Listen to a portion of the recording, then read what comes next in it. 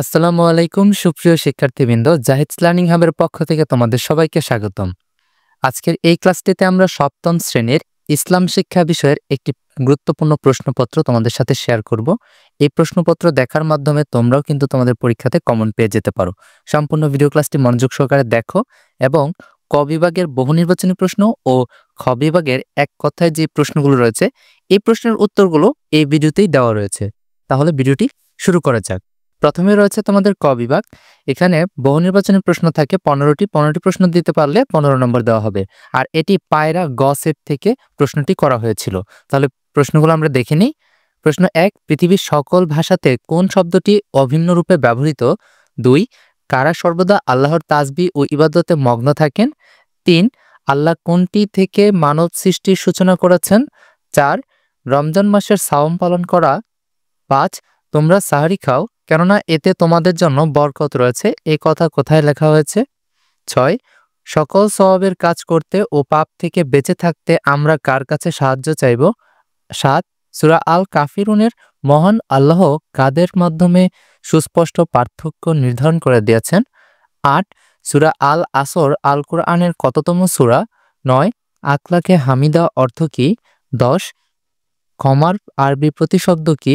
11, সাধারণত সৃষ্ট অর্থ কি? 12, ইসলামের দ্বিতীয় খলিফা কে ছিলেন? 13, হযরত আয়েশা সিদ্দিকা রাদিয়াল্লাহু আনহা থেকে বর্ণিত হাদিসের সংখ্যা কতটি? 14, সম্প্রীতি অর্থ কি? 15, ভালো কাজ করা ও তাকওয়া অবলম্বনে তোমরা পরস্পরকে সহযোগিতা করবে, পাপ ও সীমা লঙ্ঘনের কাজে কেউ কাউকে সহযোগিতা করবে না। এটি কোন সূরার আয়াত? এখন তোমরা খ বিভাগের এক কথায় প্রশ্নগুলো দেখতে পাচ্ছ। এখানে একটি প্রশ্নের জন্য 1 করে 10টি প্রশ্নের জন্য 10 নম্বর রয়েছে। নিচের প্রশ্নগুলোর উত্তর খাতায় লিখো। 1, ইমানের সর্বপ্রথম ও সর্বপ্রধান বিষয় কি? 2, কাকে ক্লান্তি, তন্দ্রা ও নিদ্রা স্পর্শ করতে পারে না? 3, ইফতার কাকে বলে? 4, কাফিরুন অর্থ কি? 5, সূরা কাফিরুনের আয়াত সংখ্যা কতটি? 6, চুরি ডাকাতি, ছিনতাই ইত্যাদি কোন ধরনের চরিত্রের উদাহরণ? 7, কিয়ামতের দিন সকল আদম সন্তানের নেতা হবেন কে? 8, ওমর রাদিয়াল্লাহু আনহু কিসে পারদর্শী ছিলেন? 9, দেশ ছিলেন ইসলামের দ্বিতীয় খলিফা। 10, বাংলাদেশে কি এসেছে আউলিয়া ও উদার ধর্মপ্রচারকদের মাধ্যমে? এরপর গ বিভাগ সংক্ষিপ্ত প্রশ্ন থাকবে। এখানে সবগুলো প্রশ্নের উত্তর তোমাদেরকে দিতে হবে। 5টির জন্য 5 করে 25 নম্বর পেয়ে যাচ্ছ। প্রশ্ন 1, ফেরেশতাদের প্রতি কেন ঈমান আনা প্রয়োজন? 2, ইতিকাফ পালনের নিয়মাবলী লেখো। 3, সূরা আল আসরের বাংলা অনুবাদ লিখো। 4, শিষ্টাচার কি এবং কেন মেনে চলা উচিত? 5, মিরাজ ও হিজরত শব্দ দুটি ব্যাখ্যা করো। এরপর দেখতে পাচ্ছ ঘ বিভাগ রচনামূলক প্রশ্ন থাকে। এখানে 8টি প্রশ্ন থেকে তোমাদেরকে 5টি প্রশ্ন উত্তর দিতে হবে। প্রতিটির জন্য 10 করে, 5টির জন্য 50 নম্বর পেয়ে যাচ্ছ। প্রশ্ন 1, ঈমান বলতে কি বোঝানো হয়েছে?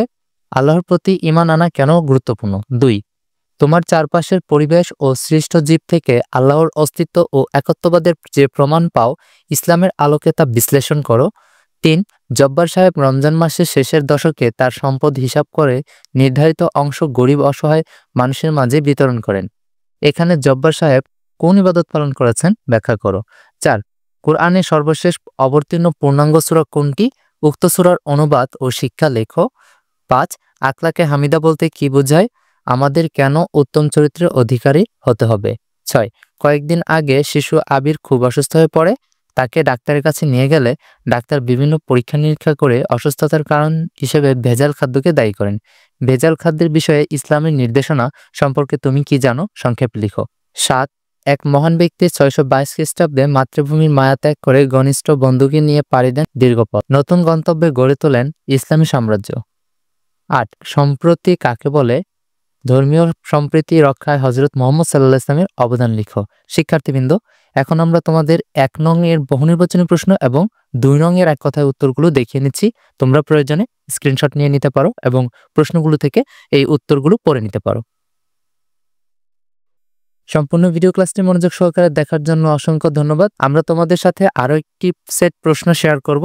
সেই প্রশ্নটি দেখার মাধ্যমে তোমরা কিন্তু গুরুত্বপূর্ণ প্রশ্নগুলো জেনে নিতে পারো। ধন্যবাদ সবাইকে। পরবর্তী সেশনে দেখা হবে।